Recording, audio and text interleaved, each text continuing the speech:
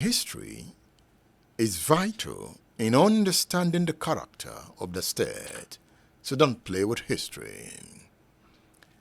The renowned scholar and author of the book The End of History, I'm talking about Francis Fukuyama. He is also the author of the book The Origin of Political Power. I always recommend that book to anyone interested in history and power. He says in The End of History that the understanding of the functioning of institutions is connected to the knowledge of their origins and the forces that created them. This notion is critical in the resolution of the Nigerian question. Do we follow history? How often do we analyze history in order to bet a kind of future that is for sustainable development? Some have made the point that Nigeria's foundation was laid on the premise of suspicion, mistrust between the North and the South, and it always plays out. In the PDP, it played out in the last election. Some southern political leaders disagreed with Atiku Abubakar becoming the presidential candidate of the party. Their argument was that Buhari, a Fulani man having done 8 years, it would not be fair for another Fulani man in the person of Atiku Abubakar to govern the country. So, the North-South divide played itself out in that argument.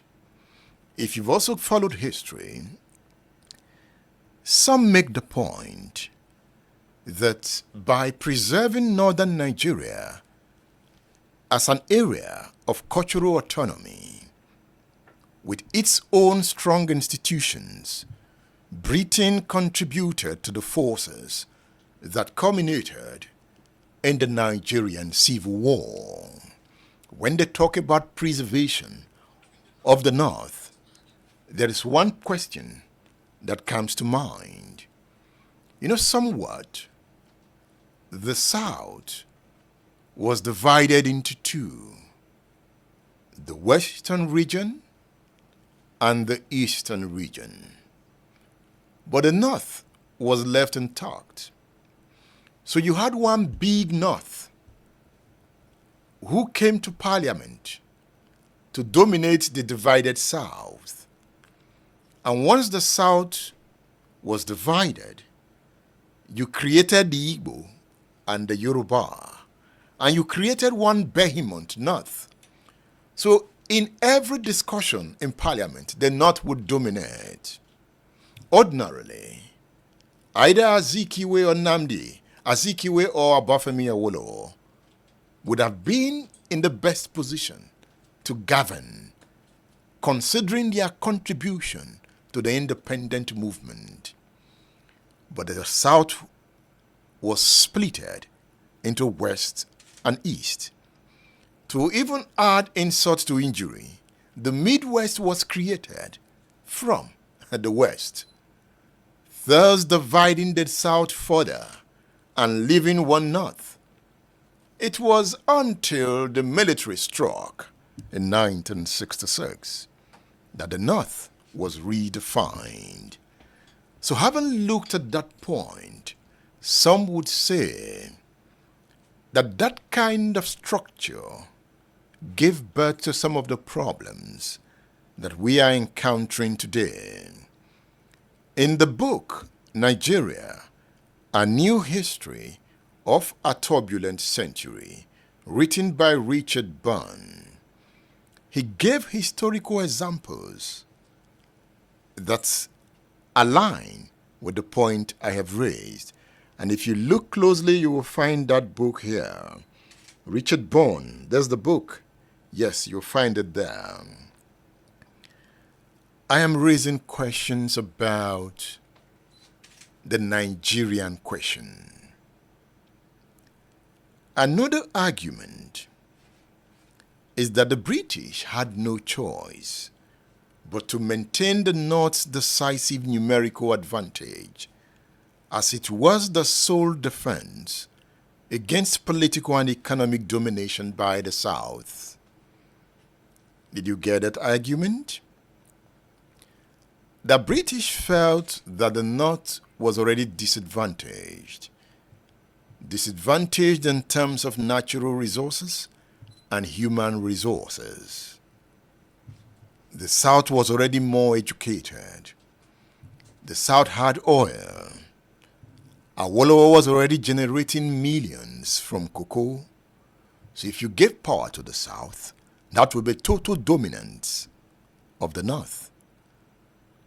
So the British wanted to create a balance.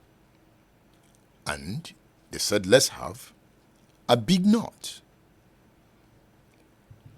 If you have read Fred Onyoziri, he's a political scientist. He makes the point that one consequence of this British protection of the North is that the whole nation never benefited from a fuller social integration of the major sections of the country. I don't know if you've seen this book. Can anything good come out of history? Written by that renowned late Nigerian historian, Obaro Ekime. You will find that book on udarabooks.com. But it is not to that book that I refer to here. To Obaro Ekime, in one of his articles, it says the 1939 British action that conferred on the North a favored status that was reflected in the independent constitution made the East and the West to become fierce competitors in national politics, a situation that the North exploited to a great advantage in the politics of decolonization. You know, one of the crises in the Western region was the plot by the North to exploit the rift between Ladoke Akintola and the Bafemi Awolowo.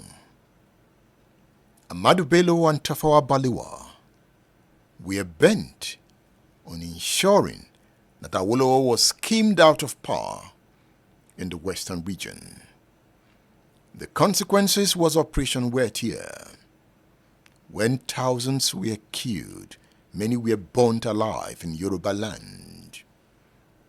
The largest consequence was the first military coup on the 15th of January, 1966. And after that coup, there was a counter coup in July 1966. The fallout of the coups was the Nigerian Civil War. So the Civil War was a product of the politics of the elites of the First Republic. Are you with me? As we discuss this country, don't underrate the power of history.